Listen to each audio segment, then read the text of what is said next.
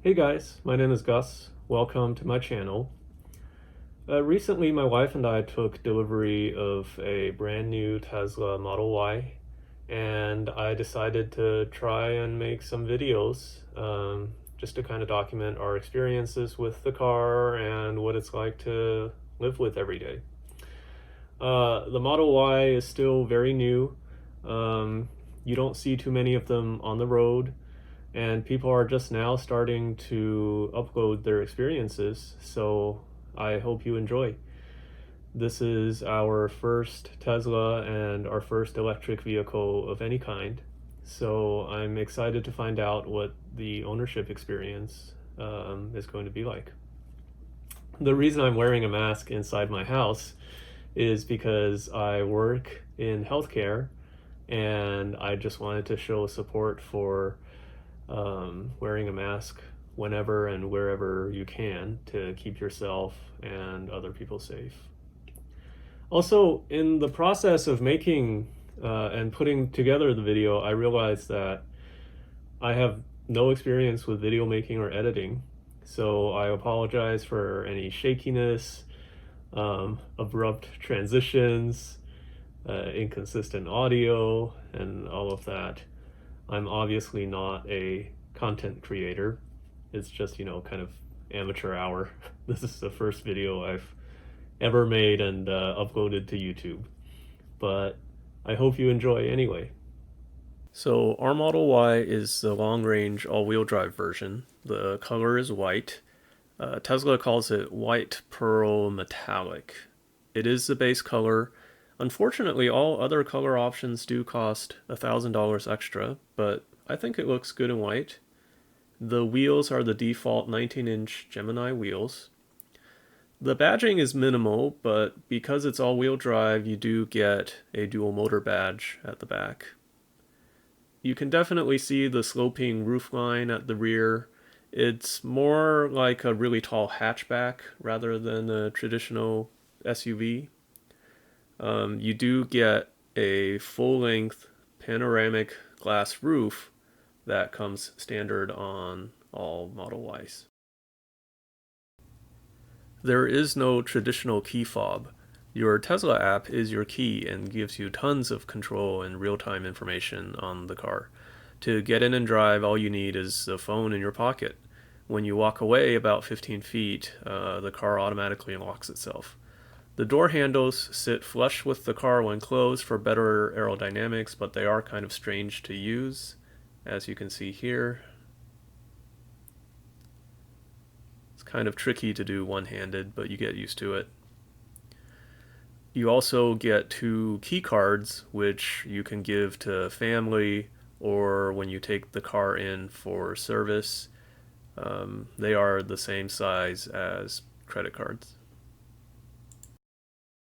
Now, the interior of our Model Y is the upgraded premium interior, which comes in black and white. The default interior is mostly black leather, but our seats are in white vegan leather. The seats themselves are identical to Model 3 seats, except they're mounted on a riser, so they gain a couple inches of height, as you can see here. They are power adjustable. I do have some aftermarket seat covers here on the front seats, which is why you see this two-tone effect. Otherwise, the interior is basically identical to a Model 3. It's very minimalistic, and it's dominated by this 15-inch touchscreen. Here we have the steering wheel, which is obviously adjustable. You have your stocks, so you select gears using this stock over here. This stock is also how you activate autopilot. And then you have a turn signal stock over here, which you can also use to activate the wipers. On the door, you open the door from the inside using this button here, and then you have the windows controls over here. On the steering wheel itself, you can see it's a very minimalistic steering wheel. You have a horn, obviously. These buttons here and here change in function depending on what you're trying to do. So if you go into the touchscreen and go into the right setting, you can use these buttons to, for example, adjust the mirrors. By default, the button on the left adjusts the volume of the radio system, and the button on the right you can use to give the Tesla voice commands. The center console, I've actually wrapped my center console in a matte black vinyl wrap. By default, it comes in a glossy black, like piano black finish, which is very unpopular, I found, because it picks up dust and fingerprints. So I've wrapped mine. But here you have a wireless charging for your phone.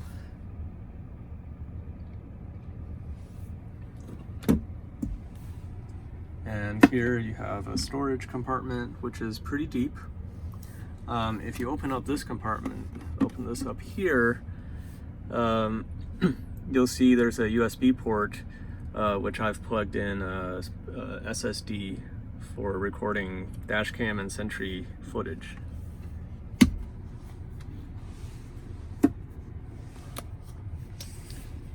You have cup holders, and you have a little storage bin,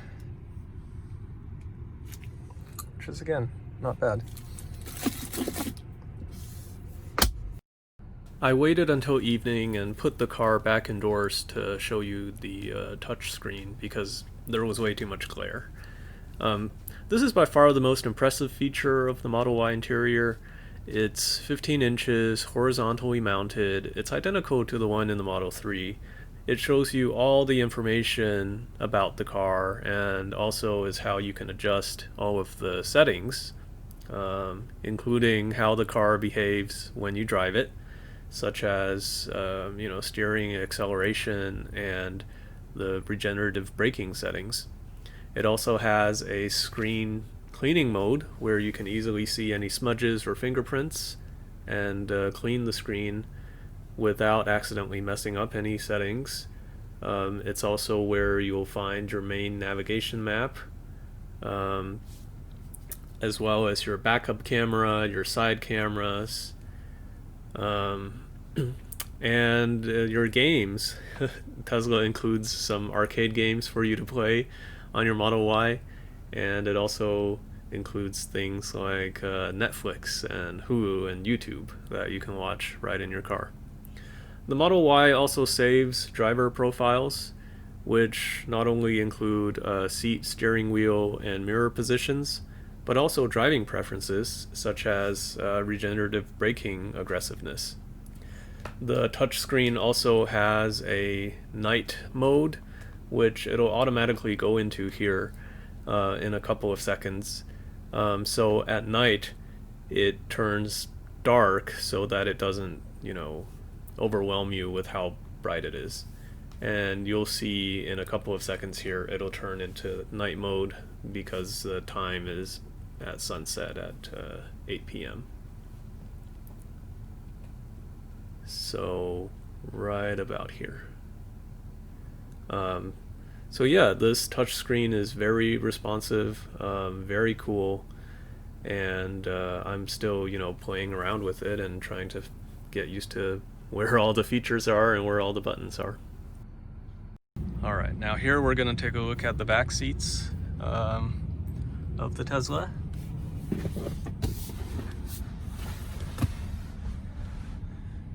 Again, same white vegan leather interior. Very nice and spacious. The biggest thing you'll notice about when you get into the back seat of the Model Y is this enormous and really gorgeous full glass roof, panoramic glass roof that runs all the way from the front of the car to the back of the car. And honestly, I don't know if I'm doing a good job of capturing it on camera. There's probably a lot of reflections, but It comes tinted with UV protection from the factory, and it is absolutely breathtaking. You do also get these seat back pockets. You get air vents back here. Unfortunately, you don't get any controls for the backseat passengers, but you do get 2 USB-C ports, which is nice. Now, every Tesla has a front trunk or a frunk, and the Model Y is no exception. And here you can see the size of the frunk. In the Model 3, you actually get some grocery hooks, but you don't have them in the Model Y. But it is actually pretty deep, and you can definitely fit a good number of groceries in here, I think.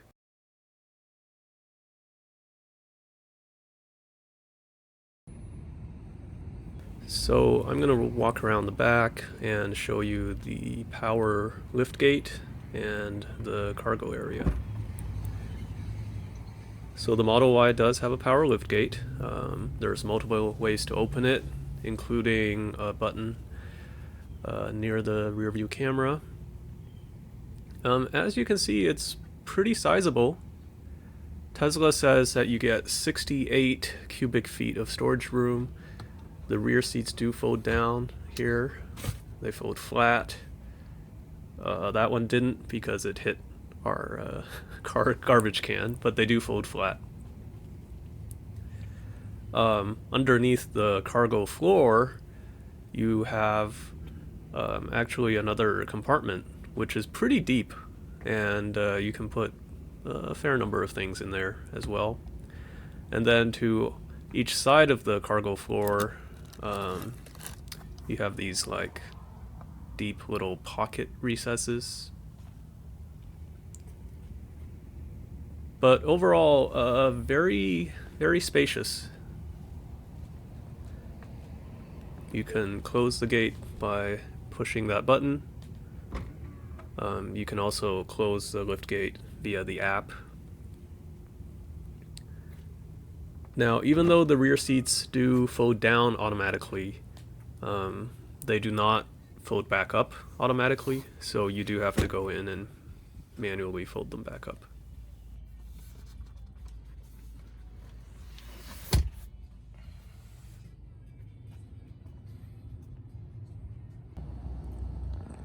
Now, one quirk of the Model Y is that, because of the way the rear hatch opens, it's actually pretty tall. So the opening height can be a problem if you have kind of a low ceiling or a low overhead garage door. You can see I put a piece of foam on my garage door just to prevent any kind of damage. But I'll show you what I mean. So I'm gonna open it real quick.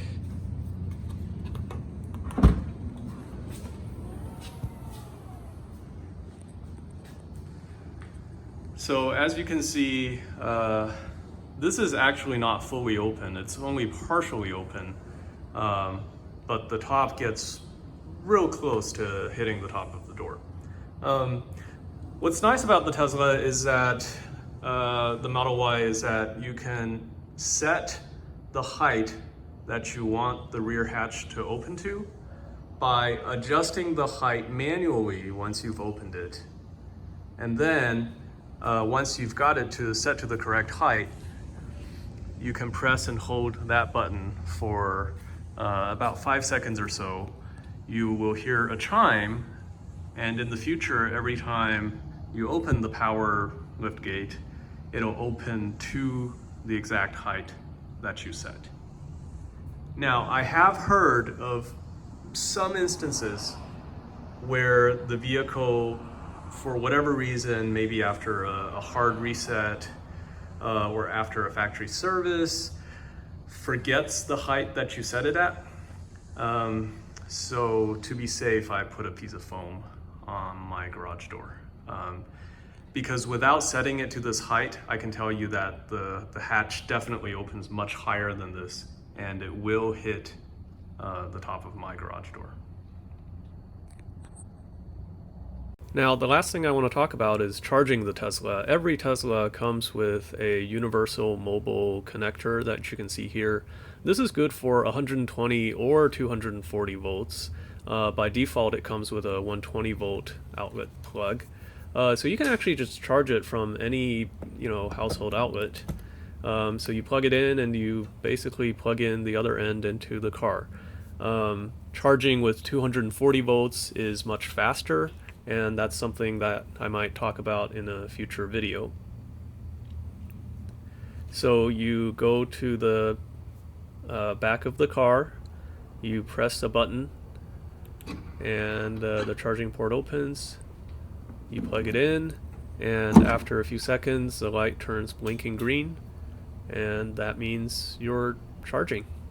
This is good for about 4 to 5 miles per hour, which is okay if you're charging overnight. With 240 volt outlet, you can charge at probably about 30 miles per hour. So as you can see right now, it's drawing 12 amps on a 15 amp circuit, and 116 volts, and it's getting about 4 miles per hour. So I think I'll end the video there before it gets too long.